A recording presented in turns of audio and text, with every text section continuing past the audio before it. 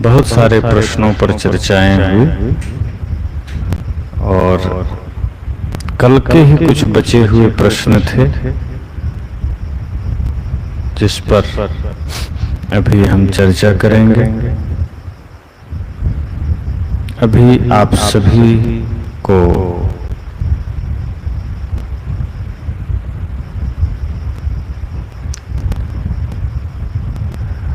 शुभकामनाएं हैं कि आप लगातार इस आध्यात्मिक यात्रा में सहभागी बन रहे हैं।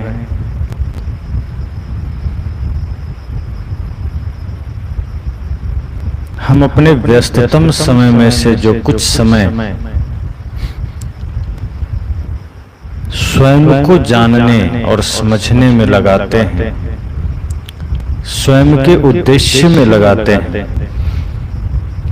वही हमारे जीवन का सबसे महत्वपूर्ण समय होता है। जीवन को एक सार्थक दिशा मिलती है, जीवन को एक उचित मार्ग मिलता है। ज्यादातर लोग आज संसार में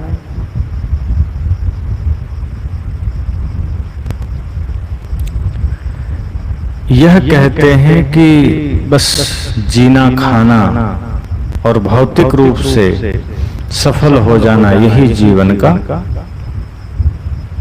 उद्देश्य है, परंतु वे लोग यह भूल जाते हैं कि ऐसा करने पर भौतिक रूप से हम कुछ सफलताएं तो अर्जित कर लेते हैं, लेकिन एक वक्त आता है जब धीरे धीरे वो सब कुछ छूट जाता है और उस छूटने का जो दर्द है, उस छूटने की जो पीड़ा है, वो व्यक्ति धीरे धीरे महसूस करता है। एक बुजुर्ग आदमी जो अपने जीवन काल में सफल रहा हो, अंतिम काल में उसका समय आंसू बहाते हुए बीतता है, परिवारजन विमुख हो जाते हैं, धन काम नहीं आता, बाहर जो कुछ भी कमाया लगता है सब व्यर्थ हो गया। लेकिन जिसने जीवन के उद्देश्यों को धर्म की दिशा दी है, जीवन के उद्देश्य में धर्म को जोड़ा है, गुरु भक्ति को जोड़ा है, वह अंतिम काल में भी मुस्कुराता है, प्रसन्न होता है। इसलिए अगर हम सब अपने समय को स्वयं के चिंतन में लगा रहे हैं, स्वयं के मनन में लगा रहे हैं, तो यह निश्चय समझ लीजिए कि हम समय का सदुपयोग कर रहे हैं। शरीर की व्यवस्था एवं सामाजिक व्यवस्था के लिए जितना श्रम करना पड़े करिए, लेकिन हर अवस्था में इतना ध्यान रहे कि इन सांसों में कोई व्यर्थ की बात ना आ जाए, संसार के कचरे ना आ जाए, मन ढीला ना पड़ जाए। बहुत बार ऐसा होता है, सदगुरु कहते हैं जैसा निभे और का वैसा निभे छोर, कि जिस उत्साह और जिस संकल्प से हम मार्ग में लगते हैं, कुछ ही समय में हमारा उत्साह क्षीण पड़ जाता है, कुछ ही समय में हमारा संकल्प टूट जाता है, फिर हम ढीले ढाले हो जाते हैं और यही बेहोशी हमें कई बार बुरे मार्गों की ओर ले जाता है, दुख की ओर ले जाता है। इसलिए हमारे जीवन में जो समय हमें प्राप्त है श्वासों के रूप में, इसका सदुपयोग करना है। दुरुपयोग यह है कि इससे हम सिर्फ बाहर का काम करते रहे, इसको हमने क्रोध काम लोभ में लगाते रहे, यह दुरुपयोग है। इसलिए सदुपयोग में यह सत्संग, आत्मचिंतन, गुरु भक्ति, यह सदुपयोग है। तो बहुत बढ़िया कि आप सब इसमें निरंतर सहभागी बन रहे हैं, जुड़ रहे हैं और इस ज्ञान यात्रा में साथ चल रहे हैं। तो कल के बचे हुए प्रश्न में पहला प्रश्न हमारे दया चौहान जी का था कि रामपाल जी के शिष्य लोग कहते हैं कि सदगुरु कबीर साहब ने सार नाम उन्हें ही दिया, दूसरे जो भी हैं सब नकली हैं। अब हमें विचार सदगुरु कबीर के लिए करना है कि संत सम्राट सदगुरु कबीर ने जितनी वाणियां कही है तो क्या वे वाणियां झूठ हैं? क्या उससे किसी का कल्याण नहीं हो सकता? जैसे किसी आदमी को कोई चुपचाप डिब्बा बंद करके कोई सामान दे दे कि जाओ तुम ये, तुम्हें जिसको मन उसको देना, ये तुम्हें मैंने दे दिया, छिपा करके दे दिया। तो या तो वह सीमित हो कि सबको नहीं मिल सकता, और या तो देने वाले के मन में खोट हो कि हम सबको नहीं दे सकते। पर सदगुरु कबीर जैसे परम संत जिनका हृदय इतना विशाल है, जो करुणा के सागर है, जो जगत की पीड़ा को देखकर रो पड़ते हैं, मैं रोवूं इस जगत को मुको रोवे न कोई, वो ऐसा तो नहीं करेंगे कि किसी व्यक्ति विशेष को दे देंगे कि ये लो मेरा ज्ञान का पोथी और तुम्हें ही सौंप रहा हूं, तुम ही मेरा उत्तराधिकारी हो और तुम ही इसे जिसे मन उसे देना और बाकियों को मैंने नहीं दिया। ये तो बिल्कुल हंसी की बात हो गई, एक महा मजाक की बात कि कबीर साहब ने किसी व्यक्ति को किसी विशेष शाखा को सारा नाम दे दिया कि ये तुम्हें मैंने दिया, अब तुम चाहे जिसे दो ना दो कोई बात नहीं, बाकी सब डुप्लीकेट है। जैसे कोई पुलिस अधिकारी है, सरकार ने उसे बहाल किया, अब वैसी ही वर्दी वैसा ही पद लेकर कोई दूसरा डुप्लीकेट घूम रहा हो, तो ये बात मानी जा सकती है कि एक को ओरिजिनल को सरकार ने यहाँ डीएसपी एसपी बनाकर भेजा, इंस्पेक्टर बनाकर भेजा, लेकिन दूसरा सिर्फ नकली घूम रहा है। पर सदगुरु कबीर ने कोई सरकारी अफसर तो बहाल नहीं किया रामपाल जी को कि लो तुम्हें मैं ये ड्यूटी और ये वर्दी देता हूं, तुम ही समझाना संसार को। उनका ज्ञान तो खुला है। मैंने एक दिन और कहा था कि जैसे सूरज कोई पूजे तो ठीक, कोई ना पूजे तो ठीक, कोई उसे स्वीकार करे तो ठीक, कोई ना करे तो ठीक। संपूर्ण ब्रह्मांड में ऊर्जा का केंद्र है, शक्ति का केंद्र है, जीवन ऊर्जा का केंद्र है और वो सबको जीवन ऊर्जा दे रहा है। वो भेद नहीं करता कि नहीं भारत के कुछ धार्मिक लोग हैं जो मेरी पूजा करते हैं, मेरी आराधना करते हैं, मैं तो उन्हें ही दूंगा, बाकियों को मैं नहीं दूंगा। कोई पूजे न पूजे उससे सूरज को फर्क नहीं पड़ता, वो अपना ज्ञान अपना प्रकाश संपूर्ण ब्रह्मांड को दे रहा है। सदगुरु कबीर उस सूरज की भांति हैं जो अपना ज्ञान संपूर्ण जगत को दे रहे हैं। अब किस भाषा में किस रूप में लोग उसे ले रहे हैं, किस तथ्य से ले रहे हैं, वो लोगों पर निर्भर करता है। पर इसी में कुछ लोग आ जाते हैं, कुछ ठग विद्या जान लेते हैं और सीधे लोगों को कहते हैं कि नहीं नहीं कबीर साहब ने तुम्हें कुछ नहीं दिया, औरों को नहीं दिया और नकली हैं सब, और सब भटका रहे हैं। डायरेक्ट उन्होंने मुझे दिया है, ये पत्र मेरे नाम भेजा है, ये अपॉइंटमेंट मेरे को दिया है कि तुम ही अधिकृत किए जाते हो संसार में ज्ञान बांटने को, और तुम जो बांटोगे वही सार नाम होगा, वही सार ज्ञान होगा। दूसरे जो कोई भी दे रहे हैं वो सब झूठ है।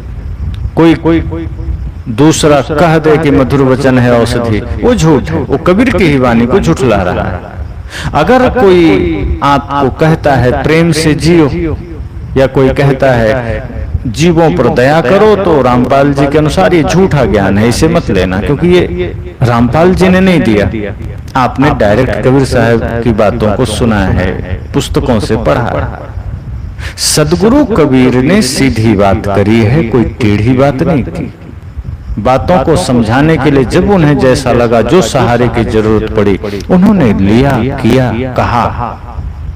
लेकिन उनके न रहने पर उनके बाद लोगों ने भ्रांतियां उनके नाम पर भी बनाई, जाल उनके नाम पर भी बनाए और लोगों को भरमाए। सदगुरु कबीर ने कहीं नहीं कहा कि मैं किसी व्यक्ति विशेष को सार नाम दे रहा हूं। वे तो कहते हैं मेरा ज्ञान समस्त सृष्टि के लिए है, समस्त जगत के लिए। एक एक शब्द में सदगुरु कहते हैं कि लोगों के जीवन परिवर्तित हो सकते हैं। एक एक शब्द से व्यक्ति का जीवन बदल सकता है। एक एक सूत्र मानव जीवन में परिवर्तन ला सकता है। सदगुरु कबीर का आप एक भी दोहा पढ़ लीजिए, एक भी भजन पढ़ लीजिए। कौन ऐसा दोहा, कौन ऐसा भजन है जिसमें सार तत्व छिपाना हो, सार ज्ञान छिपाना हो? हर किसी में ज्ञान समाहित है। तो कैसे कह दे कि सार नाम सार ज्ञान कोई विशेष व्यक्ति के पास है कि वही देगा तो मिलेगा, दूसरा देगा तो नहीं मिलेगा? अगर आस्था आपके पास है, श्रद्धा आपके पास है, लगन आपके पास है, तो सदगुरु कबीर के विचारों को पढ़ करके आप आत्म कल्याण कर सकते हैं। ऐसा नहीं है कि वो कोई विशेष व्यक्ति के द्वारा होगा।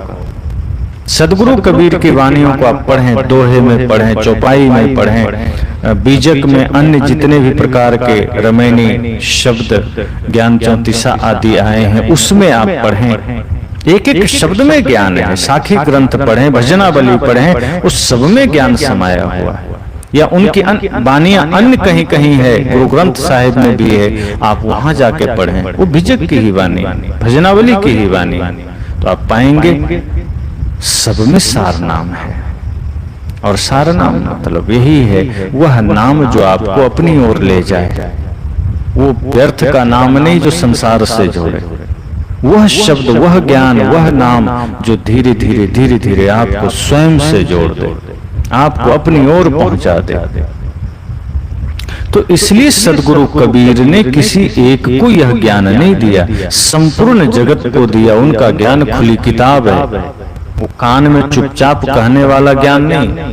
कान में चुपचाप तो वह चीज दिया जाता है जो दूसरों को न दे सके या दूसरों को न दिखा सके। ज्ञान कभी छिपाया नहीं जाता। हाँ, पात्रता जरूर देखी जाती है कि ये पात्र है या नहीं। पात्र नहीं है तो वो जबरदस्ती किसी को नहीं देना, पर कोई लेने आ गया तो देना है। और जब देना है तो वह ज्ञान फिर छिपा कर क्या रखना। ज्ञान तो अग्नि के समान है, प्रकाश का स्वरूप है। जहां जाएगा वहीं प्रकाशित करेगा। ज्ञान संसार को प्रभावित करने के लिए नहीं है, प्रकाशित करने के लिए। इसलिए अगर हम कहीं गुरु संत के पास जाएं तो उनके ज्ञान से हम स्वयं को प्रकाशित करें। तो सदगुरु कबीर ने संपूर्ण सृष्टि को वह ज्ञान दिया। अब कौन उस ज्ञान को जीवन में उतार पाया, कौन उस नाम को, जैसे साहब ने कहीं कहीं सत्य नाम की बात की है, तो वही मैंने कहा भी था, सत्य नाम का सुमिरन कर ले कल जाने क्या हो। सत्य नाम मतलब आत्मा ही सत्य है, आत्मा नाम ही सत्य है, आत्मा राम ही सत्य है। इसको जान लेना। सुमिरन करने का मतलब आत्मा आत्मा करने से नहीं होगा। सुमिरन का अर्थ है उसमें समाहित होना, उसी भाव को धारण कर लेना कि मैं चेतन आत्मा हूं, मैं देह नहीं, मैं जड़ नहीं। मुझे इस संसार में कोई आसक्ति क्यों है? जो छूट ही जाना है, जो बिखर ही जाना है, और मेरा इससे क्या संबंध है? बाद में मिला है, पहले छूट जाएगा। हमारी यात्रा अनंत काल से है। इस यात्रा में न जाने कितने देह को हमने पकड़ा, न जाने कितने प्रकार के जीवन हमारे साथ रहा, कितने प्रकार के शरीर में हम निवास किए। कोई भी साथ न दिया, ये भी नहीं देगा। मित्र, बंधु, सखा, परिवार सब छूटेंगे, छूटे हैं पहले भी, आज भी छूटेंगे। धन दौलत संपदा पहले भी छूटे हैं, आज भी छूटेंगे। तो बाहर के असत्य को देखते देखते जब सत्य में लौटेंगे, अपने आप में लौटेंगे, तो पता चलेगा यही सतनाम है, यही सार नाम है, यही सार ज्ञान है। दिनेश कुमार जी का प्रश्न है, अभी कलयुग है या सतयुग? अब शास्त्रों के हिसाब से तो कलयुग चल रहा है। तो प्रश्न यह है कि क्या जब सतयुग था तब सब सही था? क्योंकि शास्त्र में, पुस्तकों में यह लिखा गया है, लिख दिया है लोगों ने कि सतयुग चारों चरण पुण्य से परिपूर्ण था, उसमें पाप नहीं था, कहीं पाप नहीं था, चारों चरण पुण्य था, धर्म था। पर उस समय जो राक्षस थे उसके मन में तो कलयुग था, पाप था। क्योंकि सतयुग में 4 अवतार हुए। क्योंकि एक तरफ यह कहा जाता है कि अवतार तब होते हैं जब पाप बढ़ता है, तो सतयुग में 4 अवतार हैं, तो सतयुग में पाप था तभी तो बढ़ा। मच्छ, कच्छ, बराह और नरसिंह आप सब जानते हैं, सतयुग में ये 4 अवतार हुए। तो जब सतयुग में पाप ही नहीं था तो 4 अवतार लेकर के लोगों को, दुष्टों को, पापियों को मारने की जरूरत कैसे पड़ी? वो दुष्ट कहां से आए, वो पापी कहां से आए? या तो फिर वो निर्दोष थे, फिर उन्हें मारा क्यों गया? तो पाप था, अर्थात कलयुग तब भी था, पाप तब भी थे। ऐसा नहीं है कि तब सतयुग ही सतयुग था। और आज हम जब कहते हैं कलयुग है कि चारों चरण पाप से भरा है, ये भी झूठी बात है। जिसका मन आज भक्ति से भरा है, जिसके मन में श्रद्धा प्रेम है, आज उसी के लिए सतयुग है। और जो व्यक्ति छल, कपट, ईर्ष्या, द्वेष, माया, मोह में जी रहा है, उसके लिए कलयुग है। जो धर्म परायण है उसके लिए सतयुग है। तो सदा से सतयुग कलयुग है। ऐसा नहीं है कि आज कलयुग है। आप अगर धर्म के मार्ग पर हैं तो आपके लिए आज सतयुग है। सतयुग में कोई अधर्म के मार्ग पर था तो उसके लिए उसी समय कलयुग था। इसलिए सदा से 4 अवस्थाएं चलती है, सतयुग, त्रेता, द्वापर, कलयुग। और ऐसा भी कहा गया कि त्रेता में 3 चरण पुण्य था, 1 चरण पाप था। तो भगवान की तो घोषणा है कि जब जब होए धर्म की हानि, बाढ़ें अधम असुर अभिमानी, तब तब प्रभु धरि मनुज शरीरा। या संस्कृत में गीता में बात आई है, यदा यदा ही धर्मस्य ग्लानिर्भवति भारत अभ्युत्थानम् अधर्मस्य तदात्मानं सृजाम्यहम् परित्राणाय साधूनां विनाशाय च दुष्कृतां धर्म संस्थापनार्थाय संभवामि युगे युगे। कि जब पाप बढ़ता है तब इस धरती पर अवतार लेते हैं, साधु पुरुष की रक्षा के लिए, कल्याण के लिए, दुष्टों के नाश के लिए, धर्म के स्थापना के लिए आते हैं। तो सतयुग में 4 अवतार हुए जब पाप था ही नहीं। त्रेता में 3 अवतार हुए, वामन, परशुराम और राम। उस समय भी तो 1 ही चरण पाप था, तो 1 अवतार चाहिए। 3 अवतार किस लिए?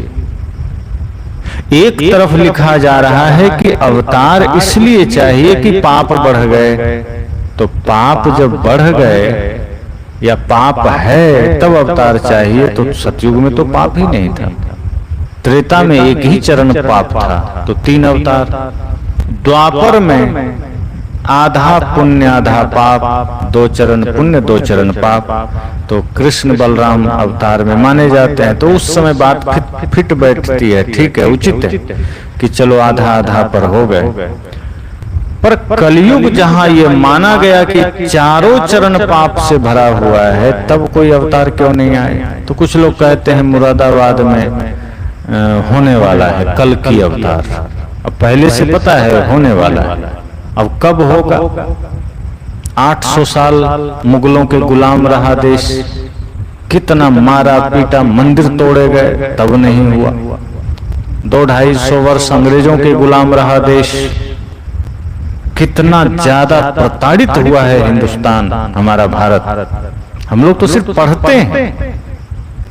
आज भी ऐसे बुजुर्ग हैं जो कुछ हद तक उन अनुभवों से परिचित हैं, उन अवस्थाओं से वे कहानियां सुनाते हैं तो रो पड़ते हैं। और जब गहराई से अध्ययन करते हैं तो पता चलता है कि एक दिन किसी का गुलाम बनकर जीना और 24 घंटे पीड़ा सहना, कोड़े की मार सहना, सड़ा हुआ भोजन खाना, 24 घंटे काम करना और सबसे दूर रहना, एक दिन किसी को इतनी सजा दिया जाए तो सोचो, कल्पना भी नहीं कर सकते। और 20-20, 30-30 साल, 50-50 साल, जितनी उम्र है उतना सजा दी गई है हमारे देशवासियों को। उस वक्त भगवान नहीं आए। हमारे कितने स्वतंत्रता सेनानी, कितने देश के हमारे वीर पुत्रों ने अपनी शहादत दे दी, तब भगवान का अवतार नहीं हुआ। क्या तब पाप नहीं बढ़ा? एक प्रहलाद के प्रॉब्लम में आने से, दिक्कत में आने से भगवान खंभा फोड़कर आ गए। प्रहलाद का मामला पिता पुत्र का मामला था, कोई राष्ट्रीय मामला नहीं था। वो पिता को भगवान नहीं मानता था, यही तो झगड़ा था। बाप बेटे की लड़ाई में भगवान खंभा फोड़कर आ गए। पर भगत सिंह देश के लिए शहीद हो रहे थे, भगवान नहीं आए फांसी रुकवाने। चंद्रशेखर आजाद देश के लिए शहीद हो रहे थे, तब नहीं आए भगवान। नेताजी सुभाष चंद्र बोस, जो इस देश के असली रत्न हैं, उन्हें रोकने, संभालने, बचाने नहीं आए भगवान। झांसी की रानी लक्ष्मीबाई सर्वस्व न्यौछावर करके बलिदान दे दी अपनी, तब नहीं आए रोकने। महाराणा प्रताप की रक्षा के लिए नहीं आए भगवान। वीर शिवाजी की रक्षा के लिए नहीं आए भगवान। गुरु गोविंद सिंह जी के 2 सुपुत्र के लिए नहीं आए भगवान। बहुत सी बातें हैं जो सोचने के बाद हम सबको विचारना है कि पाप बढ़ने पर भगवान आते हैं, तो ये पाप नहीं था क्या? और ये सब तो व्यक्तिगत मामला नहीं था। भगत सिंह राष्ट्र के लिए, देश के लिए शहीद हो रहे थे। गुरु गोविंद सिंह जी के सुपुत्र तो धर्म के लिए, देश के लिए शहीद हुए। छोटी सी अवस्था में, 5-7 वर्ष, क्या समय है, क्या उम्र है? क्या भगवान की करुणा तब नहीं जागी? तो यह जो मन में बात है कि प्रभु तब आते हैं जब पाप बढ़ता है, और जब आज कलयुग है, आज पाप ज्यादा है, तो भगवान को तो कब के आ जाना चाहिए। आज भी न जाने कितनी त्रासदियां देश झेलता है, कितनी समस्याएं देश झेलता है, कितने लोगों के साथ कितना क्या क्या हो रहा है। कहीं हिंसा है, कहीं व्यभिचार है, कहीं बलात्कार है, भ्रष्टाचार है, चारों तरफ पाप है, अफरा तफरी है, मासूमों के साथ न जाने कितने दुष्कर्म होते हैं। इससे बड़ा पाप और क्या हो सकता है? इतनी जीवों की हिंसा होती है, इससे बड़ा पाप और क्या हो सकता है? कितने मासूम लोगों की जिंदगियों के साथ खिलवाड़ करके उसे मार दिया जाता है, इससे बड़ा पाप और क्या हो सकता है? तब भगवान की करुणा कहां गई? तब तो पाप है, आना चाहिए। तो कहने का मतलब है कि अगर हम कलयुग सतयुग में उलझे रह गए तो हम जीवन की वास्तविकता को खो देंगे। ना कभी सतयुग पुण्य से भरा रहा है, ना कभी कलयुग पाप से भरा रहा है। जो जिस वक्त पुण्य के भाव में जिया है, धर्म के मार्ग पर चला है, भक्ति के मार्ग पर चला है, उसके लिए तब सतयुग रहा है। और जो जिस समय पाप में जिया है, दुष्कर्म में जिया है, उसके लिए कलयुग है। तो उस वक्त जो राक्षसी प्रवृत्ति के लोग थे, जो दानवी प्रवृत्ति के लोग थे सतयुग में, उसके लिए उस वक्त भी कलयुग था। आज जो धार्मिक हैं, आध्यात्मिक हैं, और जब मैं धार्मिक कहता हूं तो ये मत समझना कि कोई तिलक माला टोपी और वेश पहन लिया है तो वो धार्मिक हो गया। धार्मिक मतलब जो मन वचन कर्म से निर्मल है। धार्मिक मतलब जो समस्त सृष्टि में समदर्शी भाव रखता है, सबके प्रति प्रेम करुणा का भाव रखता है, जो सब में परमात्मा को देखता है, जो माता पिता गुरु और राष्ट्र का सादर सम्मान करता है, सेवा करता है, जो शुद्ध वैष्णव जीवन का पालन करता है, नशा दुर्व्यसन से मुक्त है, वह धार्मिक है। माला टीका वाले तो बहुत मिल जाएंगे हाथ में माला लेकर, लेकिन जिसका जीवन भी सुमिरन में बीते, जिसकी श्वास श्वास परिचय दे कि यह प्रेम में है, जिसका रोम रोम परिचय दे कि यह व्यक्ति धार्मिक है, जिसका वस्त्र परिचय न बने, जिसका माला टीका टोपी पगड़ी परिचय न बने, बाहरी परिवेश से पहले हमारा विचार, हमारा आचरण, हमारा व्यक्तित्व परिचय दे कि हाँ मैं अध्यात्म के मार्ग पर हूं, तो जो ऐसा करे मैं उसे धार्मिक कहता हूं। तो इसलिए मैंने कहा कि जो जिस वक्त धर्म का अनुसरण करता है उसके लिए उसी समय सतयुग है।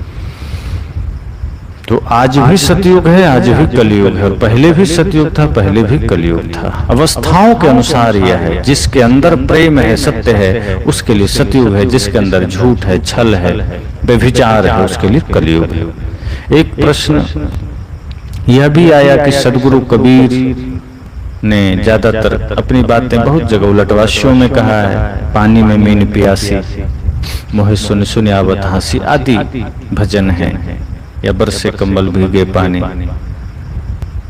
तो सदगुरु कबीर पानी में मीन प्यासी क्यों कहा? दरअसल कुछ महापुरुषों की अपनी एक प्रतिभा होती है। सदगुरु कबीर अपने बातों को संसार में रखने के लिए, लोगों को समझाने के लिए बाहरी तौर पर उल्टा लेकिन आध्यात्मिक तौर पर सीधी बात करते थे। सबका एक भाव होता था और सभी शब्दों के भाव हैं। जैसे संसार में तो यह देखा जाता है कि पानी मछली में रहकर कभी प्यासी नहीं हो सकती, क्योंकि वो पानी में है, और जो पानी में है वो प्यासा कैसे होगा? पर सदगुरु कबीर यहां कहते हैं पानी में मीन प्यासी मोहे सुन सुनावत हंसी। इसका क्या अर्थ है? तो पानी में मछली प्यासी है। दरअसल यहां बाहर की किसी मछली या पानी की बात नहीं है। हम मनुष्य जीवन में हैं, सत्संग में हैं, गुरु संत के सानिध्य में हैं, और फिर भी जीवन में दुख है, और फिर भी हम अपनी पीड़ा से मुक्ति नहीं पाते, फिर भी हम प्यासे हैं, फिर भी हमें तृप्ति नहीं मिल रही, जीवन में दुख बना हुआ है। ज्ञान स्वरूप भूमिका में होकर, साधन धाम शरीर में होकर, दुखों से मुक्त होने की भूमिका में होकर अगर दुख जीवन में बना हुआ है, अगर प्यास है, तो साहब कहते हैं ये हंसी की बात है। मनुष्य अगर दुखी होकर मर जाए, मनुष्य अगर अपना कल्याण ना कर पावे, तो क्या कुत्ता बिल्ली में जाके कल्याण करोगे? तो क्या सांप छुछुंदर में, कीट पतिंगे में जाकर कल्याण करोगे? इस मनुष्य जीवन में होकर के तुम प्यासे हो, ये हंसी की बात है कि मनुष्य होकर भी धर्म का अनुसरण ना किया, आत्म कल्याण का काम ना किया, मनुष्य जीवन है और दुखमय जीवन जी रहे हो। अब किसी के आगे पानी रखा हो, हाथ भी ठीक और फिर भी ना पिए, तो सदगुरु कहते हैं यही तो आश्चर्य की बात है कि तुम फिर भी प्यास से मर रहे हो, पानी का गिलास आगे है और तुम पी नहीं रहे हो। तो मनुष्य जीवन मिला है, इसमें तुम चाहो तो समस्त दुखों से छूट सकते हो। ज्ञान भक्ति अपनाकर, उस मार्ग पर चलकर, मन को पवित्र करके, निर्मल करके, लेकिन फिर भी तुम प्यासे हो, फिर भी तुम्हें दुख है, तुम्हें पीड़ा है, तुम्हें माया ने घेर रखा है, तो साधन मिला है, सदगुरु संत मिले हैं, शास्त्र मिले हैं, इसके बाद भी तुम प्यासे क्यों हो? ये हंसी की बात है। तो पानी में मीन प्यासी मोहे सुन सुनावत हंसी। सदगुरु कहते हैं कि पानी में मछली प्यासी हो, ऐसे ही कोई सुने इस बात को तो हंसी आएगी। तो हमें भी हंसी आती है कि इस मनुष्य जीवन में होकर तुम प्यासे हो, ज्ञान की भूमिका में होकर, कल्याण की भूमिका में होकर तुम दुखी हो। ये हंसी की बात है। तो सदगुरु कबीर बाहर की सरल शब्द बातों को और कुछ घटनाओं को उद्धृत करके वो भीतर की बात करते थे। जैसे साहब ने कहा चक्की चलती देख के दिया कबीरा रो, दो पार्ट भीतर आए के साबुत गया ना कोई। अब इसको आप पढ़ेंगे, समझेंगे तो लगेगा कि चक्की तो हमेशा चलती, अब चक्की चलती देखकर कबीर साहब को रोना क्यों आया? भाई ऐसा क्या है चक्की में जो देख करके रोने के मन हो जाए? चक्की ही तो है, कोई नई बात थोड़े है। सदा से इसमें अनाज पीसे जाते हैं। पर सदगुरु कबीर जब भी संसार के किसी उदाहरण को लेते हैं तो वो संसार के उस उदाहरण की बात नहीं करते, उसके मार्फत, उसके द्वारा वे सत्य की बात करते हैं, जीवन के सत्य की बात करते हैं। कि दो चक्की चलती देखकर, अर्थात यह जन्म और मृत्यु की जो चक्की है, दो पार्ट इसमें है, जन्म और मृत्यु। इस चक्की को देखकर हमें रोना आ गया, क्योंकि इसमें संसार के सभी जीव पिस रहे हैं। वहां तो अनाज पिसता है, पिसना ही चाहिए, लेकिन इस जन्म मृत्यु के पार्ट में संसार के लोग पिस रहे हैं। और जो भी इसमें पड़ा वो साबुत नहीं आया, सही से बचा नहीं। हाँ, जब कोई सदगुरु की शरण में चला गया, जैसे चक्की के बीच में खूंटा है, कील है, तो जो उस कील, उस धुरी पर चला गया अन्न, वो कई बार बच जाता है। तो जो जीव इस जन्म मृत्यु के पाट में होते हुए भी सदगुरु रूपी कील के निकट चला गया, उनके सानिध्य में चला गया, वो बच जाता है। तो सदगुरु कबीर ने अपनी बातें समझाने के लिए छोटे छोटे सरल उदाहरणों को लिया, जिसका लक्ष्य बिल्कुल सीधी बात होती थी, सुनने में थोड़ी अटपटी, सुनने में उल्टी, लेकिन समझने में सीधी। जैसे कहीं साहब ने, अभी मैंने कहा ना कि कबीर साहब की उल्टी वाणी, बरसे कंबल भीजे पानी, लोगों ने कहावत ही बना लिया कि कंबल बरस रहा है, पानी भीग रहा है। अब यहाँ कंबल थोड़े बरसेगा, लेकिन कंबल गर्मी का प्रतीक है। तो काम, क्रोध, लोभ, मोह की गर्मी जीव पर बरस रहा है, जीव उसमें भीग रहा है। जीव शीतल स्वभाव का है, जीव का मूल स्वरूप शीतल है। अब जीव की शीतलता बरसनी चाहिए, जीव की शीतलता ऐसी बरसे कि काम, क्रोध, लोभ, मोह की अग्नि बुझ जाए। लेकिन उल्टा हो गया, काम, क्रोध ही बरस रहा है और जीव शीतल होकर के भी भीग रहा है। तो इस तरह से सदगुरु कबीर कहते थे। अब जैसे साहब ने कहा, बहुत जगह आपने सुना होगा कि पहले दही जमाइए, पीछे दुहिए गाय। अब ये सब क्या है? अब दही स्थिर होता है, हिलता डुलता नहीं है। इस तरह सदगुरु कबीर इशारा करते हैं कि पहले दही जमाइए, मतलब पहले मन को स्थिर करिए, पाछे दुहिए गाय, तब सदगुरु के पास जाकर ज्ञान ग्रहण करिए। गाय दुहने का मतलब उससे हम दूध निकालते हैं, दूध ग्रहण करते हैं। तो गाय सात्विक प्रवृत्ति की है, तो यहाँ सदगुरु कहते हैं कि फिर किसी गुरु के पास जाइए और फिर ज्ञान का दूहन करिए, उसे ग्रहण करिए। लेकिन मन पहले स्थिर होगा, और मन में बेचैनी है, मन बहिर्मुख है, यहाँ वहां मन भटक रहा है, तो ज्ञान ग्रहण नहीं हो सकता। तो सदगुरु कबीर यह नहीं कहते पहले दही जमाए, क्या दूध नहीं है तो दही कैसे जमेगा? अब बाहर तो यही है ना, लेकिन अर्थ यह है कि जैसे दही शांत है, हिलाने पर भी हिलता नहीं, ऐसे ही हमारा मन शांत हो। मन कितना भी हिलाए, मन कितना भी भटकाए, मन कितना भी यहाँ वहां ले जाए, पर हमें भटकना नहीं है। हमें अपने मन को शांत रखना है, स्थिर रखना है। और जब एक साधक अपने मन को स्थिर रखता है, तब वह ज्ञान का अधिकारी बनता है। अब बछड़ा बा के पेट में, फिर ज्ञान उसके हृदय में है, आचरण उसके हृदय में है, और उसकी प्रसिद्धि हाटों हाट लोगों तक पहुंचती है। तो इसी तरह से जैसे साहब ने उदाहरण दिया, तो पानी में मीन प्यासी को भी साहब ने इसी भांति कहा। तो उनकी एक बात ऐसी है कि वो उल्टी बात करके सीधी बात करते थे। रजनीश कुमार जी का सवाल है, एक साधे सब साधिया, सब साधे एक जाए, जैसे सींचे मूल को फूले फले अघाए। इसका क्या अर्थ है? आपने कई बार सुना होगा, बहुत से लोग कहते हैं कि बुरा ना देखूं इसलिए आंखों पर पट्टी बांध लेना। कोई कहता है गलत सुन ना लूं इसलिए कानों में रुई डाल लेना है। कई बार शायद नाथ संप्रदाय में पहले ऐसा चलता था कि लकड़ी का वो कान में रखते थे लटका के, और कहीं जब निकलते थे तो कुछ गलत न शब्द पड़ जाए कान में, वो लकड़ी का वो घुसेड़ लेते थे। तो अन्य बहुत सी बातें हैं जहां लोग सोचते हैं कि ये मुख, ये आंख, ये नाक, ये कान गलत जगह न चला जाए, इसके लिए हम इसको बंद कर लें। पर सदगुरु कबीर यहां बड़ी गहरी बात कर रहे हैं कि ये आंख खुद से थोड़ी जाती है।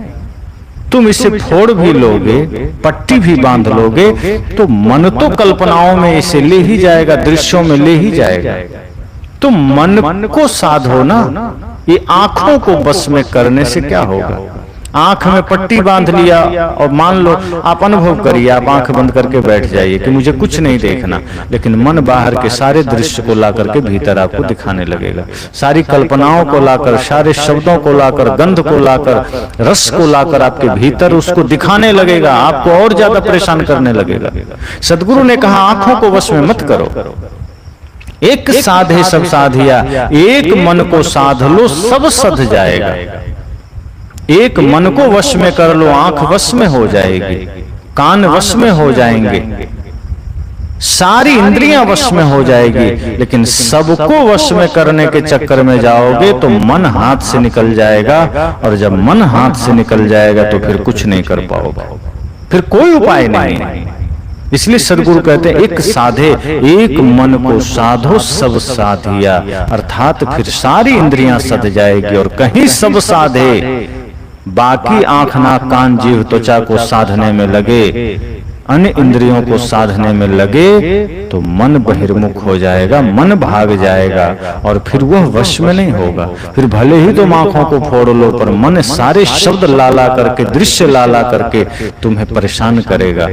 साहब उदाहरण देते हैं, जैसे सींचे मूल को, जैसे किसी को पेड़, कोई व्यक्ति पेड़ को हरा रखना चाहता है तो क्या पत्तों पर पानी डालेगा, तना पर पानी डालेगा, डालियों पर नहीं, वो जड़ में डालेगा, मूल में डालेगा। और जब मूल में, जड़ में पानी डालेगा तो वह पानी तना में, पत्तियों में, डालियों में, फल में, सब जगह पहुंचेगा, फूल में पहुंचेगा। इसी तरह मन को अगर हमने साधा, मन को वश में किया, तो मन को वश में करते ही आंखें वश में हो जाती है, कान वश में हो जाते हैं, नाक वश में हो जाते हैं, जीवा वश में हो जाते हैं, समस्त इंद्रियां वश में हो जाती है। तो अलग से कुछ करने की जरूरत नहीं। इस विषय पर 2006 की बात है, जब मैं एक बार दिल्ली में था, मेरी उम्र भी कम थी, 16 वर्ष थी, और सन्यास जीवन में कुछ ही समय मुझे हुआ था। तो उस वक्त आसाराम बापू के एक दो शिष्य आए, तो उन्होंने मुझसे कहा कि हमने आसाराम बापू जी से सुना है कि एक साधे सब साधिया, अर्थात आंखों को साध लो तो सब सध जाता है। उन्होंने ऐसा अर्थ किया। क्या ऐसा अर्थ है क्या? मैंने कहा नहीं, मन को साधने की बात है। हमने गुरुदेव को पढ़ा था, जाना था, तो इतना तो पता हो गया था, कुछ काल हो गए थे। इस अर्थ को फिर मैंने बताया कि आप सदगुरु कबीर की वानियां पढ़ें, गुरुदेव की कुछ पुस्तकों को मैंने उन्हें इशारा किया, आप उन्हें पढ़ें। तो उस वक्त मैंने इस पर चिंतन किया, मनन किया था गुरुदेव की वानियों को पढ़ करके, और तब मुझे यह लगा कि सच में एक साधने से सब सध जाता है। लेकिन बहुत से लोग यह तक नहीं जानते कि एक क्या है जिसको साधना है, वो कुछ भी बता देते हैं। पर सदगुरु कबीर का इशारा मन की तरफ है कि मन ही है जो इन सब को भटकाता है, मन ही है जिसके वजह से आंखें जहां तहां दौड़ती हैं। अगर मन सध जाए, जैसे जो विवेकी संत हैं वो भी बाजार में चलते हैं, तमाम दृश्य उनके नजरों में भी आते हैं, लेकिन वो दृश्य उन्हें कुछ बिगाड़ नहीं पाते, क्योंकि उनका मन सधा हुआ है। जिनका मन नहीं सधा है, वो जो देखेगा मन उसी में डोल जाएगा। जहां भी मन जाएगा, शब्द में जाएगा तो शब्द के प्रति, रूप में जाएगा तो रूप के प्रति, रस में जाएगा तो रस के प्रति, दृश्य में जाएगा तो दृश्य के प्रति, स्पर्श में जाएगा तो स्पर्श के प्रति, सब तरफ मन दौड़ता रहेगा, मन भागता रहेगा। इसलिए सदगुरु कहते हैं एक साधे सब साधिया, एक साध लो, कुछ और करने की जरूरत नहीं। मन को वश में करे, मन सध गया तो सब सध गया। और मन नहीं सधा तो तुम कितना भी कर लो, आंखों पर पट्टी बांधो, कान में रुई डालो, कुछ नहीं होने वाला। वो मन और ज्यादा दृश्यों को लाकर खड़ा करेगा। कभी आप आंख बंद करके देखना, कान बंद करके देखना कि दृश्य से आप मुक्त हो गए क्या, शब्द से आप मुक्त हो गए क्या? नहीं, मुक्त नहीं होंगे, बल्कि मन और शब्दों को इकट्ठा कर देगा। इसलिए सदगुरु कहते हैं एक साधे सब साथिया, मन को साधना सब सध जाएगा। विपिन कुमार जी का प्रश्न है, शाश्वत जीवन का अर्थ क्या है? शाश्वत मतलब जो कभी मिटे नहीं, वह जीवन। तो शरीर तो मिट जाता है, लेकिन शरीर में रहते हुए जो हम जीवंतता प्राप्त करते हैं, अर्थात जो भक्ति के मार्ग पर हम चलते हैं, प्रेम के मार्ग पर चलते हैं, जो पुण्य अर्जित करते हैं, जो धर्म की कमाई करते हैं, वह हमारे जीवन को शाश्वत बना देता है। जो हम स्वयं की तलाश करते हैं, अर्थात मैं कौन हूं, यह जान लेते हैं और जान करके आत्मा के स्वरूप में स्थित हो जाते हैं, आत्मा के स्वभाव में लीन हो जाते हैं। अब जैसे मिट्टी का स्वभाव कठोरता है, सूरज का स्वभाव उष्णता है, अग्नि का, पानी का शीतलता है, हवा का कोमलता है। आत्मा का स्वभाव ज्ञान है।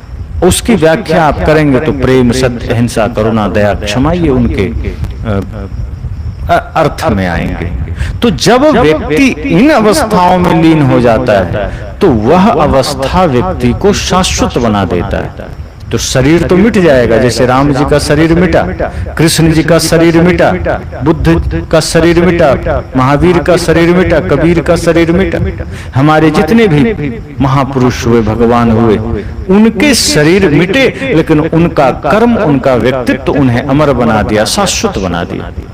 आज भी हम सदगुरु कबीर को याद करते हैं, आज भी हम भगवान बुद्ध को, भगवान महावीर को याद करते हैं, आज भी हम संत मीराबाई को याद करते हैं, गुरु नानक देव को याद करते हैं। ऐसे जितने भी, चाहे वो शहीद हों, चाहे वो संत हों, हम उन्हें याद करते हैं क्योंकि उनके कर्म उन्हें शाश्वत बना दिए।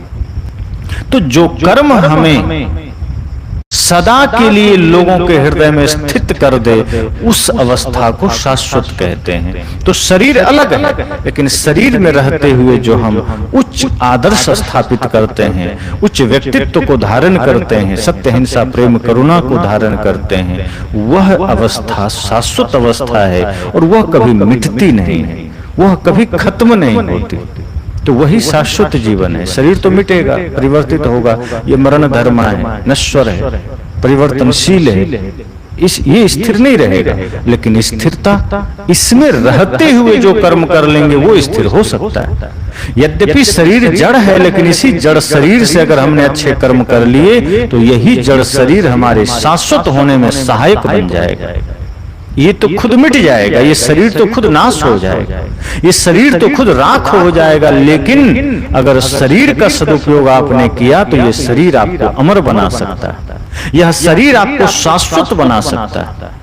और शाश्वत यहाँ वह नहीं है जो धन का अंबार खड़ा कर लिया, शाश्वत यहाँ वह नहीं है जिसने बड़े महल बना लिए, शाश्वत यहाँ वह नहीं है जो बाहर बहुत बड़ा विस्तार कर लिया। शाश्वत इस धरती पर वह है जिसने अपने जीवन में प्रेम को धारण किया, भक्ति को धारण किया, जिसने पुरुषार्थ को, परमार्थ को, पुण्य को धारण किया। तो इसलिए यह शाश्वत जीवन है। तो कल के प्रश्न थे, काफी समय इनमें ही लग गए। अब आज का प्रश्न है, कपिल का ही पहला प्रश्न है, जिन्होंने भी बंदगी भेजा है, आप सबको शुभकामनाएं बंदगी, कि जीवन क्यों मिला है और इसका क्या उद्देश्य है। जीवन खुद अपना उद्देश्य है, ऐसा हमने एक बार सुना था ओशो जी से, बहुत अद्भुत उनका विचार था कि जीवन खुद अपना उद्देश्य है। अभी मैंने जिस जीवन की चर्चा की, अगर यह जीवन हो गया तो इसका दूसरा कोई उद्देश्य नहीं हो सकता। जीवन का और क्या उद्देश्य होगा? जीवन का अर्थ ही है जहाँ जीवंतता है, जहाँ प्रेम है, जहाँ शाश्वतता है। तो जीवन क्यों मिला है? अब इसका अर्थ है कि शरीर क्यों मिला है। शरीर मिला है आत्म कल्याण के लिए, भक्ति के मार्ग पर चलने के लिए, मुक्ति के मार्ग पर चलने के लिए। क्योंकि जो कमाना, खाना, जीना, बच्चे पैदा करना, ये तो जानवर भी कर रहे हैं, पर मनुष्य जीवन में अगर विकसित मन है, बुद्धि है, तो यह धाम हमें मिला है मुक्ति मार्ग पर चलने के लिए, ज्ञान मार्ग पर चलने के लिए और इसी जन्म में मोक्ष को उपलब्ध होने के लिए। लेकिन हम माया के वशीभूत होकर के इस मार्ग से विमुख हो जाते हैं और पल पल में हमारा मन बदलते चला जाता है और हम गुरु भक्ति का मार्ग छोड़कर, कल्याण का मार्ग छोड़कर हम संसार की ओर भागते हैं और ज्यादातर यही हो रहा है।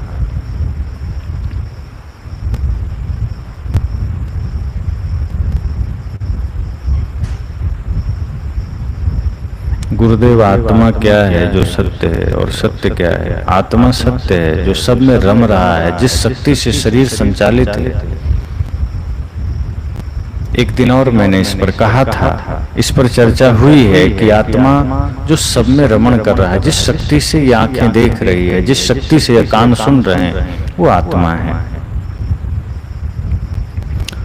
राजीव जी कहते हैं कि अन्न को ब्रह्म मानते हैं, इस पर विचार चाहता हूं।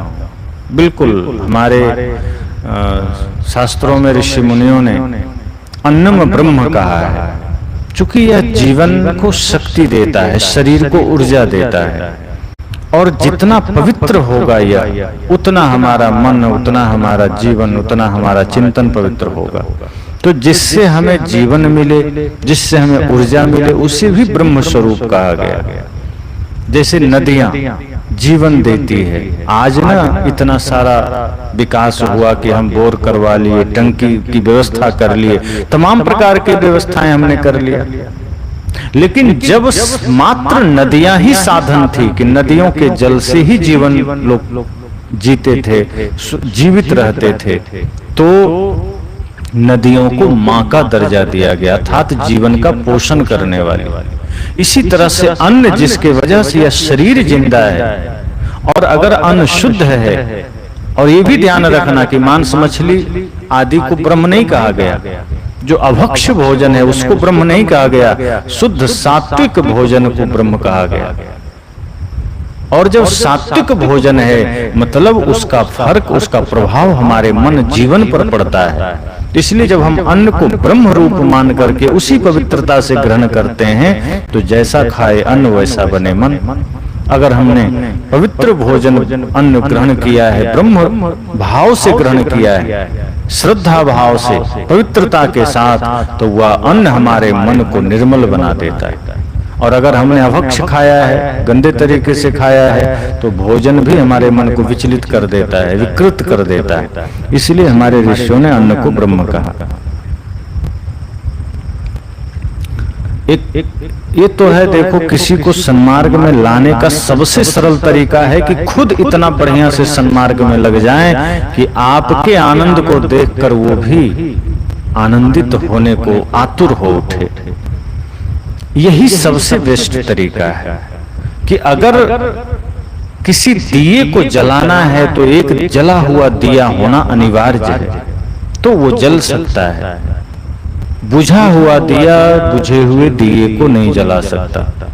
यह सवाल जीवन जी का है कि सन्मार्ग पर अगर लाना है तो सरल तरीका यही है कि सबसे पहले अपना जीवन इतना जागृत हो उठे, इतना होश में हम जीने लगे, इतना आनंद में जीने लगे, कोई किसी से कोई शिकवा नहीं, शिकायत नहीं, त्याग में जीवन हो, प्रेम में जीवन हो। और जब भक्ति पूर्ण रूप से हृदय में जागृत हो उठे, तो शायद इस वजह से कोई सन्मार्ग पर आ जाए। और फिर प्रयास करें प्यार से समझाने का, संगत अच्छी करने का, कुछ अच्छे माहौल देने का। और इसके बाद भी अगर कोई नहीं मानता, तो साहब कहते हैं फिर कोयला हो ना उजरा जो सोमन साबुन लाए। अब किसी के मन बुद्धि में अगर इतने ही पुराने संस्कार भरे हैं कि वो जागृत ही नहीं हो रहा, तो फिर वहां तीर पत्थर में मारने जैसा होगा। तो अपने जीवन को सन्मार्ग पर ला करके ही दूसरों को सन्मार्ग पर लाया जा सकता है। ये पहला सूत्र है।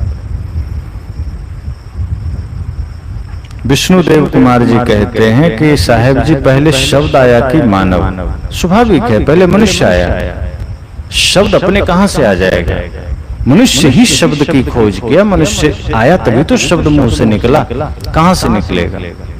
तो मनुष्य से ही शब्द निकले हैं। अब वो अनादि प्रवाह है, कब आया ये भी पता नहीं, लेकिन पहले तो मनुष्य से ही शब्द निकले। आप कहीं भी देखो,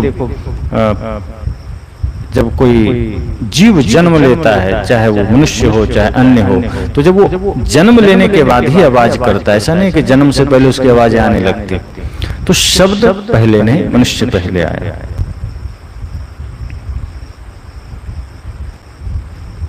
हैप्पी गुप्ता जी कहते हैं, गुरुजी भजन सुनाएं, हम जाने वाले पंछी। कल मैंने सोचा था पर विस्मृत हो गया, प्रयास करूंगा आज।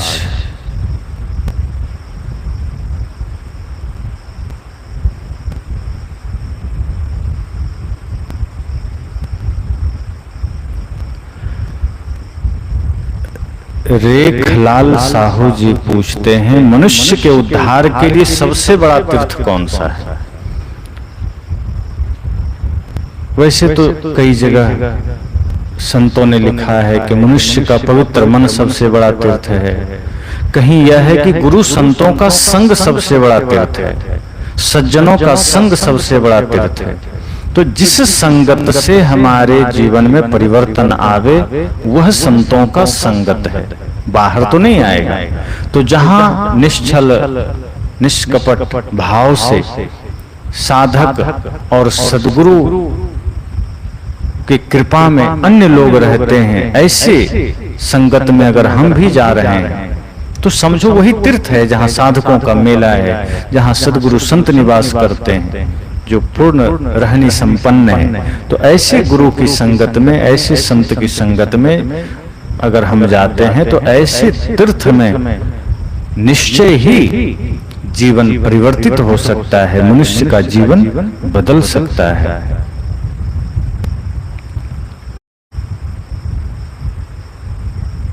और उद्धार भी हो सकता है।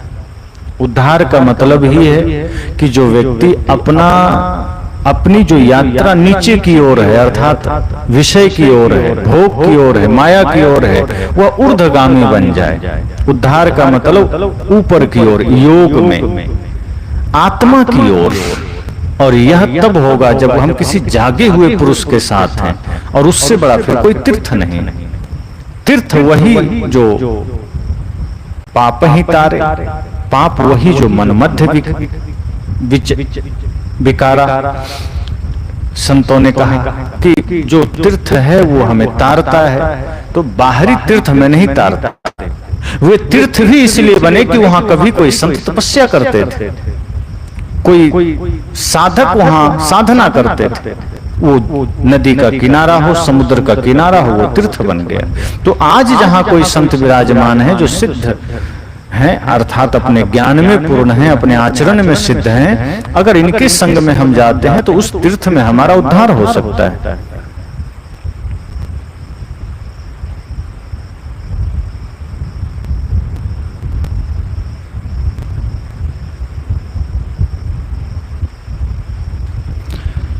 संगीता सोनी जी कहते हैं, महाराज जी मेरा मन हमेशा अशांत रहता है, मैं ध्यान लगाने की बहुत कोशिश करती हूँ फिर भी ध्यान नहीं लगता है, कृपया ध्यान के लिए जो कुछ महत्वपूर्ण बातें हैं वो बता दूं, और फिर मैं आपको बता दूं कि ध्यान पर हमारे बहुत सारे प्रवचन हैं। ध्यान कैसे करें, ध्यान क्या है, सर्च करेंगे और साथ में स्वामी रंजित साहब लिख करके तो उस पर आ जाएगा। बाकी मैं संक्षिप्त में कुछ बताऊं। ध्यान एक तो माध्यम है मन को शांत करने का। अब मन को अगर शांत करना है तो आपको अपने भोजन को शुद्ध सात्विक करना होगा समय के साथ। अगर असमय में भोजन करते हैं, थोड़ा सा तेल मसाला वाला गरिष्ठ भोजन करते हैं, तो उससे हमारा मन तामसी बनेगा, फिर वो शांत नहीं होगा। तो भोजन पर संयम, शयन पर संयम, और माहौल हमारा, संग हमारा वो भी सात्विक हो।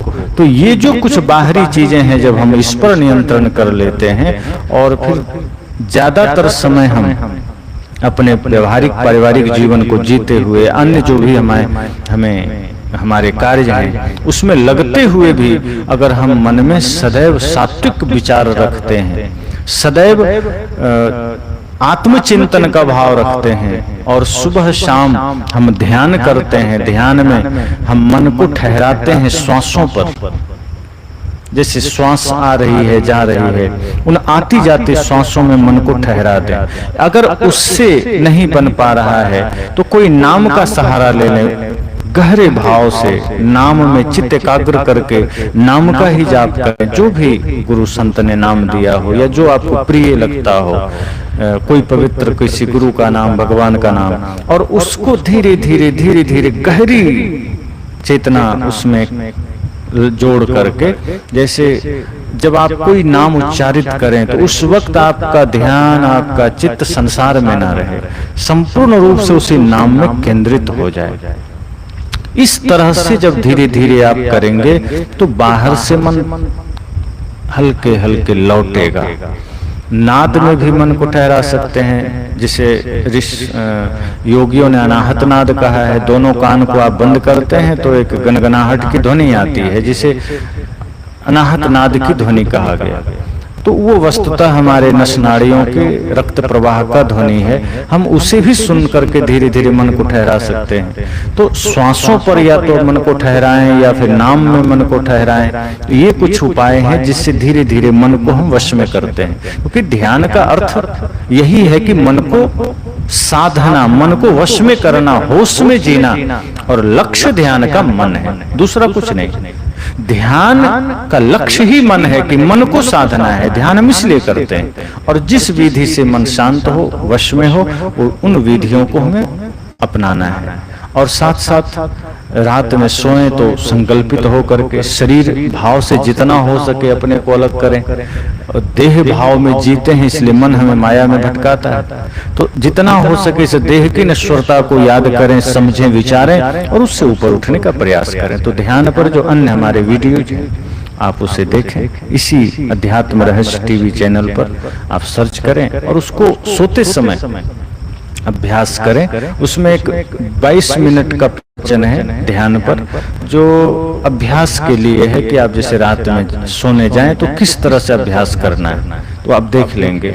और फिर अन्य जो प्रवचन है फिर सुबह उठें उसको सुने। अन्य संतों का भी ध्यान पर है, आप उसका सहारा ले सकते हैं। पर अब प्रश्न आपने हमसे पूछा है तो हमने अपने वक्तव्य के बारे में आपको बताया। लखन सिंह जी, मन शांत कैसे करें? ध्यान से मन शांत करें। अभी बस मन शांति की ही बात मैंने किया। हनुमान भक्त, हनुमान भक्त कहते हैं, साहब जी हम बजरंग बली की पूजा कैसे करें? आपन तेज सम्हारो आपे, तीनों लोग हाँफते कांपे। अगर वास्तव में आप बजरंग बली की पूजा करना चाहते हैं तो सबसे पहले बजरंग बली का आचरण उतारें। जैसे वो शुद्ध सात्विक जीवन जीते थे, शुद्ध शाकाहारी जीवन जीते थे, बाल ब्रह्मचारी होकर जीते थे। अगर आप नहीं हो सकते, कम से कम संयम का जीवन अपनाएं और उनके भांति ज्ञान अर्जित करें, भक्ति अर्जित करें, सेवा साधना विनम्रता अर्जित करें, दीन दुखियों की सेवा करें, बड़े पुरुषों का सम्मान करें, माता पिता गुरु का सम्मान करें। अगर यह गुण आप अपने भीतर धारण कर लेते हैं तो ये सबसे बड़ी पूजा है हनुमान जी की। जय हनुमान ज्ञान गुण सागर बोल करके अगरबत्ती घुमाना, ये तो एक बाहरी छोटी सी क्रिया है जिसमें संसार देखता है कि आदमी पूजा कर रहा है, पर वास्तव में वो पूजा नहीं है। वास्तव में पूजा है हनुमान जी के आचरण को अपना आचरण बना लेना, ये बजरंगबली की पूजा है।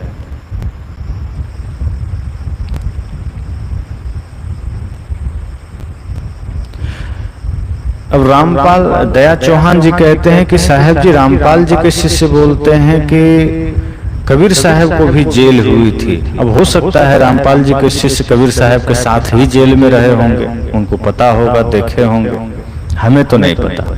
हाँ, इतना सुना है साहब की वानियों में कि साच कहो तो मारन धावे, झूठे जगपतियाना। पर साहब के सत्य में और रामपाल जी के सत्य में धरती आकाश का अंतर है। सदगुरु कबीर सिर्फ असत्य की निंदा करते हैं, छल की निंदा करते हैं, जहां छुआछूत है, आडंबर है, उसका खंडन करते हैं, बाकी सबका सम्मान करते हैं, सबके प्रति प्रेम का भाव रखते हैं, समस्त सृष्टि के प्रति करुणा का भाव रखते हैं। वे व्यर्थ का बवंडर नहीं किए कबीर साहब ने, उन्होंने सबका सम्मान किया और असली पूजा का अर्थ बताया। वो दुनिया को किसी से काटे नहीं, अलग नहीं किए, सामाजिक स्तर पर किसी को नीचा नहीं दिखाए। सदगुरु कबीर ने अपने ज्ञान के द्वारा सबको एक सूत्र में बांधने का प्रयास किया और सिर्फ जहां मनुष्यता का विरोध हुआ, साहब ने उस वाणी से, उस विचार का विरोध किया है।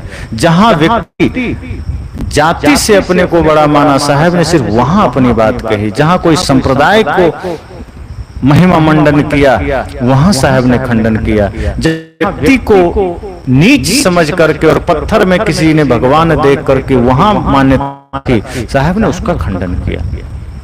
तो सदगुरु कबीर ने कहा है कि साच कहो तो सब जग खींचे, झूठ कहा ना जाए।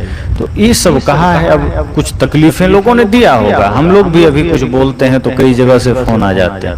अगर इस्लाम पर मैं कुछ बोलता हूं तो मौलवियों का फोन आ जाता है। हिंदू परंपरा में अगर कुछ कुरीतियों पर बोलता हूं तो इसमें से कुछ लोगों का फोन आ जाता है कि आप गलत बोल रहे हैं, ऐसा बोलेंगे तो उठवा लेंगे, इस तरह से आते हैं। तो सदगुरु कबीर तो और खुलकर बोले, और उस वक्त बोले हैं जब ज्यादा भयंकर अंधविश्वास था, जब और ज्यादा समस्याएं थी। तो कुछ लोगों ने उन्हें भी प्रयास किया होगा, पर सदगुरु कबीर कहते थे जही मरने को जग डरे मेरो मन आनंद, कब मरी हो कब पाई हो पूर्ण परमानंद। वे तो कहते थे देह को तुम क्षण कर सकते हो, और देह को तो मैंने खुद ही क्षण कर रखा है, देह को तो मैंने पहले ही छोड़ रखा है, तो तुम मुझे थोड़े स्पर्श करोगे, मैं तो कहता रहूंगा, मैं पक्षपात नहीं करता। साहब कहते थे मैं तो सबकी बात करता हूं, जहां भी अच्छाई है मैं अच्छाई कहता हूं, जहां और बुराई भी उन्होंने तब कहा जिस बुराई से समाज में घृणा ने जन्म लिया। बुराई, उन बुराइयों पर, उन कृतियों पर साहब ने चोट किया जिससे मनुष्यता का मामला या जिससे मनुष्यता क्षीण हो रही थी, जिससे मानवता खंडित हो रही थी, तब साहब ने कहा। तो इसलिए रामपाल जी के शिष्य रहे होंगे, और खुद रामपाल जी जो कहते हैं मैं सब में रहा हूं, तो उनकी तो बात ही निराली।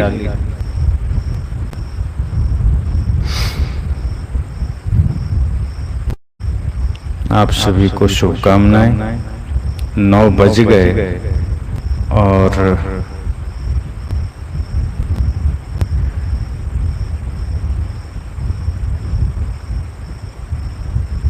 आगे जो प्रश्न हैं, अगर मैं सभी लेने लगूं, काफी प्रश्न आ गए हैं तो समय बहुत आगे निकल जाएगा। तो संगीता सोनी जी ने लिखा है बहुत ही डिवाइन सत्संग, बहुत बहुत शुभकामनाएं।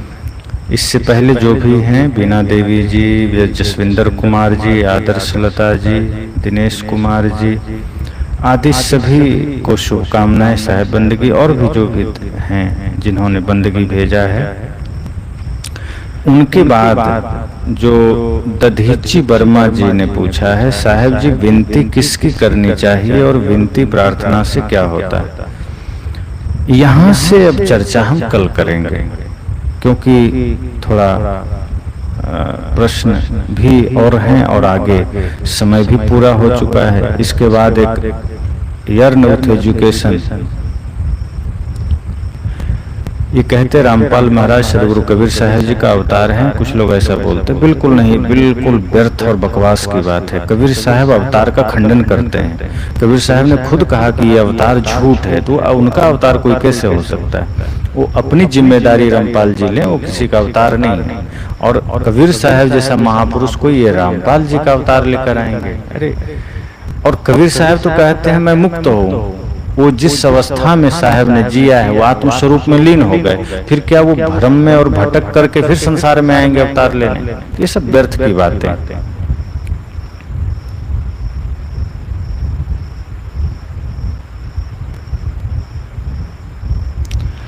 तो दधीची वर्मा जी के बाद जसविंदर जी का सवाल है और कृपा शंकर जी का भी है,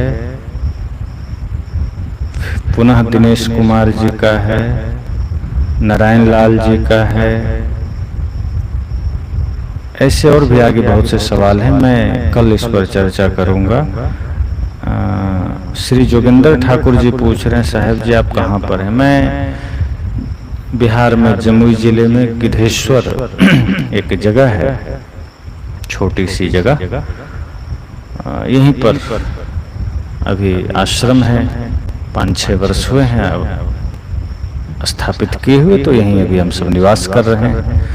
और बरसात में चूंकि कहीं जाना संभव नहीं होता, तो बरसात में हम सत्संग कार्यक्रम न के बराबर देते हैं, और उस वक्त यहीं रह करके सत्संग ज्ञान चर्चा साधना चलती है। सभी साधक साधना करते हैं। एकांत क्षेत्र है, एकांत जगह है, छोटी सी जगह है, जंगल का क्षेत्र है, तो यहाँ मनोरम वातावरण साधना के लिए शांत वातावरण है। तो अभी हम सब यहीं पर हैं।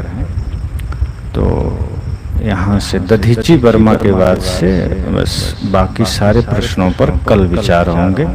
अभी अन्य जिन्होंने भी शेखर कुमार जी का प्रश्न है, रेखा सिंह जी का भी है, और नीरज यादव जी का है, तो इन सभी का है। हैप्पी गुप्ता जी और कुछ लोगों ने कहा भजन सुनाएं। चलिए, आप सबकी इच्छा है तो मैं भजन सुना ही देता हूँ।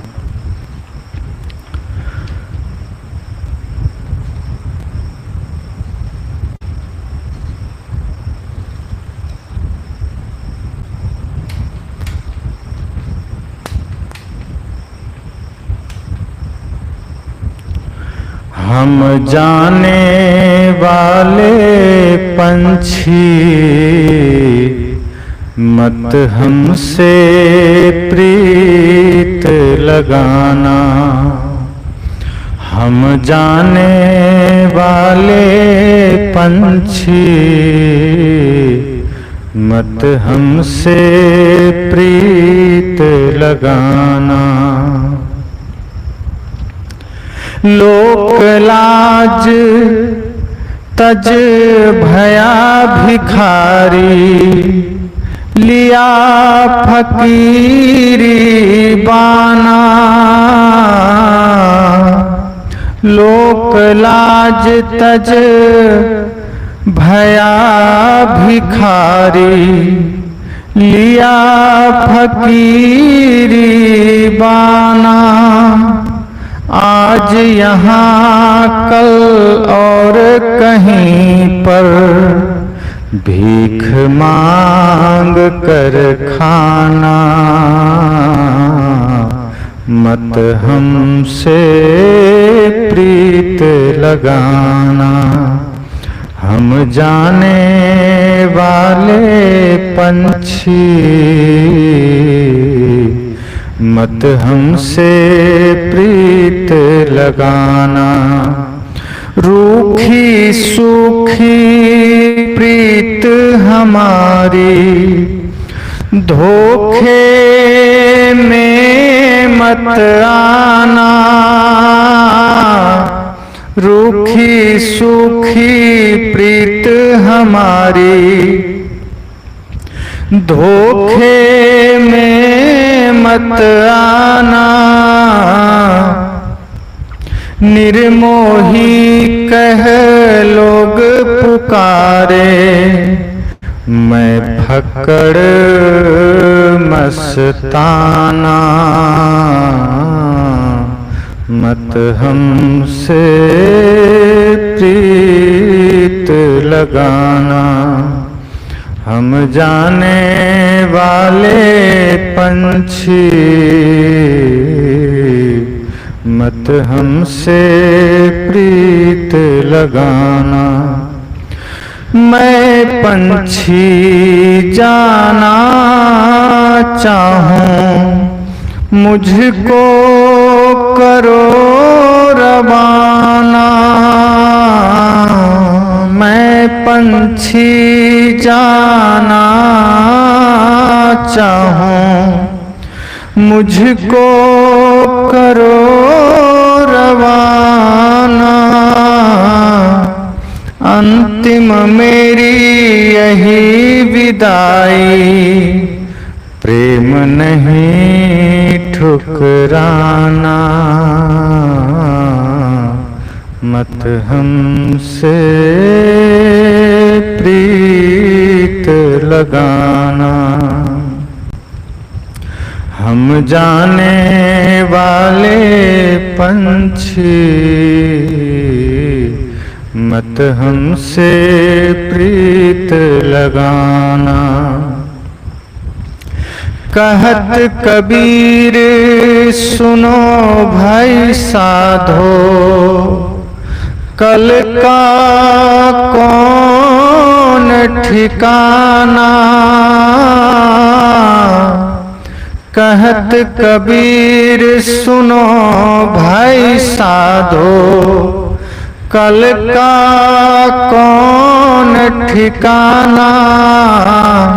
प्रेम पुष्प से करो विदाई, यही आखिरी गाना, मत हमसे प्रीत लगाना। हम जाने वाले पंछी, मत हमसे प्रीत लगाना, मत हमसे प्रीत लगाना। तो आप सबकी इच्छा थी, मैंने ये भजन आप सबको सुनाया। और जैसा कि मैंने कहा कि जो प्रश्न बच गए हैं कल मैं उस पर चर्चा करूंगा। और आज अभी यहीं पर हम विराम करते हैं और आप सभी को पुनः मंगल कामना, शुभकामना। और यही निर्देश पुनः कि विश्राम से पहले ध्यान जरूर करें, चिंतन करें, मंथन करें। मैं देह नहीं, मैं चैतन्य हूँ, मैं आत्मा हूँ। यह शरीर से जुड़े हुए समस्त प्राणी पदार्थ एक दिन छूटेंगे, यह देह भी छूटेगी। फिर मैं क्यों आसक्ति करूं, क्यों विवाद, क्यों छल, क्यों कपट। जिस संसार से सदा के लिए जाना होगा उस संसार में इतनी आसक्ति क्यों, किस लिए? जो साथ जा सकता है वह ज्ञान है, भक्ति है, या फिर बुरे कर्म है। तो जो साथ ही ले जाना है तो बुरे कर्म को क्यों ले जाना, पाप को क्यों ले जाना? कुछ पुण्य अर्जित करने हैं। तो इस तरह आत्मचिंतन करिए, कुछ स्वाध्याय करिए और मन को स्थिर करते हुए शरीर की नश्वरता का चिंतन करते हुए विश्राम करिए। सुबह पुनः उठिए, एक संकल्प के साथ दृढ़ निश्चय करिए कि आज का दिन हमारा पूर्ण प्रेममय हो, भक्तिमय हो, सेवामय हो, सात्विक हो। और कुछ देर ध्यान करके फिर अपना जीवन की यात्रा में निकलें। तो इसी मंगल कामना के साथ वाणी को विराम करते हैं। कल पुनः हम आप सबसे जुड़ेंगे।